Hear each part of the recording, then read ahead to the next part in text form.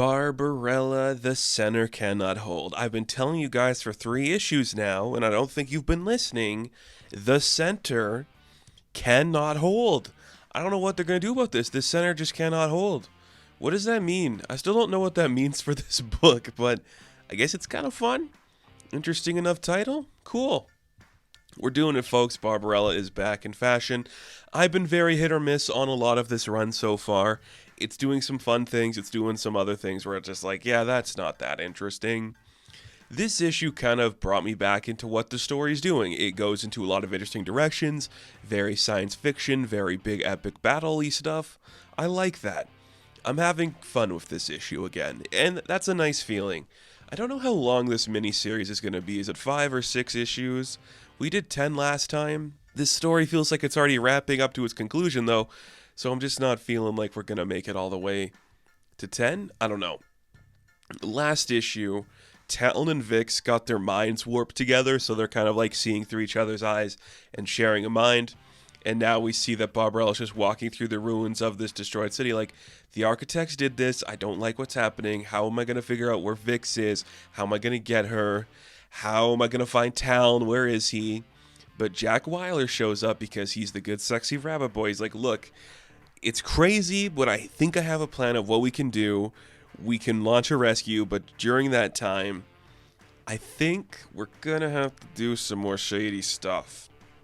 Barbarella's like, I don't like the implication for that, but I suppose if that's what needs to be done, I'd like to figure out where Talon is. And then he just shows back up, but he's got like a weird eeriness to his voice where he's starting to sound like Vix because, yeah, their minds are crossing together, they're mixing up, and they kind of explain it in the book. It's like, well, maybe it's because Talon isn't like completely, conjugal or like tangible, I should say, and he's not like a full man, so like his brain pattern get warped when you got stuck in the field. Whatever. They go to like a secret tube and just kind of like jump down it to go to a secret base. Meanwhile, Talon is just like trying to get his bearings back as like a normal person, but he's trying to like crawl on all fours like Vix. It is adorable and fun, and something I like about this book a lot. We get to the bunker. We have a lot of old spaceships, and it's like, hey, we're gonna need a stealthy ship. I have this one. It belonged to one of our pilots, and it's kind of a weird ship, but it could get the job done.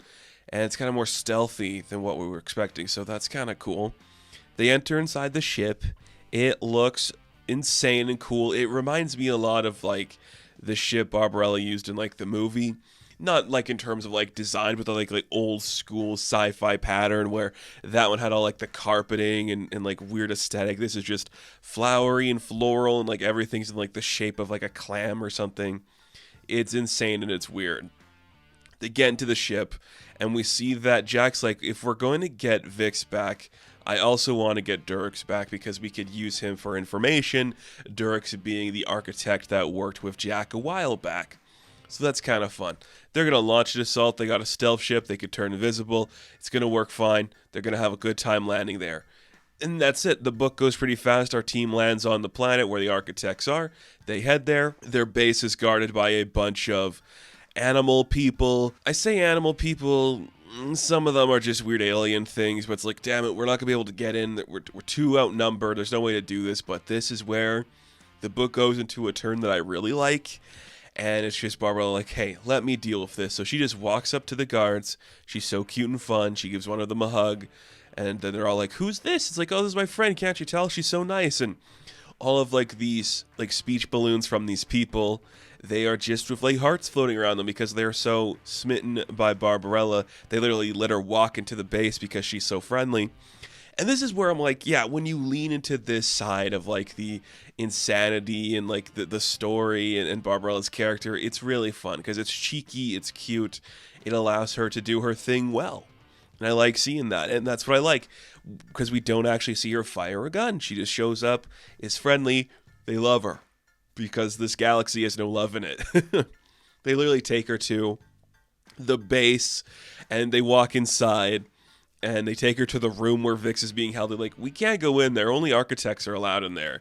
And we see Barbarella just goes, well, that's kind of sucks, but I don't want you to get in trouble, so why don't you step away and I'll walk in there and make sure everything's okay. So she bursts through the door. Everyone's like, whoa, did Barbarella just get in here and show up? She does shoot her blaster and free Vix, and it's like, okay, it's time to go. But Vix is still kind of melding with Taln, so mixing up their names like Valen and Tix. How are we going to get out of here? But there is like an emergency hatch that they have to open up, and they're going to go to like the sub-levels of the facility. And they do that, but she's going to take Durix with them, so it's Durix, it's Vix, and it's Barbarella, and they head down like a weird chute into the lower levels of the planet, and they just kind of like fall into like a cavern and end up somewhere else. And it's really fun, and I just like it. It's just a bunch of angry little guys just getting mad at Barbarella for being so loud and apparent, like, quit forcing your love on us, man. That's stupid, man. And she's like, would you just not for a minute and we could get out of here, please? I'm having a great time. It's fun. We rescued Vix. We're on the mission. We're in like the sub-levels of the planet. We're going to have to figure out how we could get back to the main levels. And as that's going on, we see that Taln and Jack are still on the ship talking about the plan. And you see Jack's like, well, this is taking too long. I don't like what's going on here. Talon's trying to talk him down, but he's like, can I ask you like a question? I didn't want to say it around Barbarella, but I do understand like what's going on here objectively. Like if it comes down to it, what's going to happen if you and Durix? Is like emotion going to get in the way? No, of course not. But if he's outlived his usefulness, then, well, I guess we'll see what happens. See, figure out what's going on there. Continue on with the mission. Barbarella and Vix keep walking Durix down a little bit. They eventually return to the ship. They open up a hatch. Vix shows up. It's like still kind of melding with Taln. Everything's getting kind of weird and freaky. What are we going to do about this? We'll figure it out soon. But instantly, Jack has his gun aimed on Durix. He's like, oh, look, someone grew a carrot. Whoever will save me in my time of need. Just a complete stubborn little dick.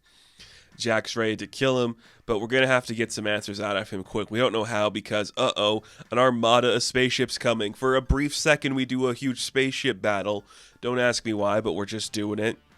But Jack's got a few tricks up his sleeve with his new gadget he invented called the Hourglass Engine. Yeah, that's what it's called.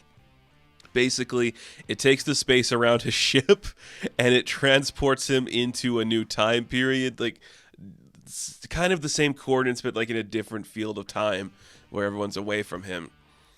I love that. That is so weird and silly. And it's like, why are you like needing Barbarella's help when you seem capable of doing everything by yourself? I really like that. So they saved the day. They got Vix, they got Durix. How are they going to get out of this one? They need to know some answers as to what's going on and how they're going to be able to stop whatever is on the horizon. There's no way of doing that that is pleasant because Barbarella is a piece of love. In order for them to get answers from Durix, things are going to have to get a little more intense.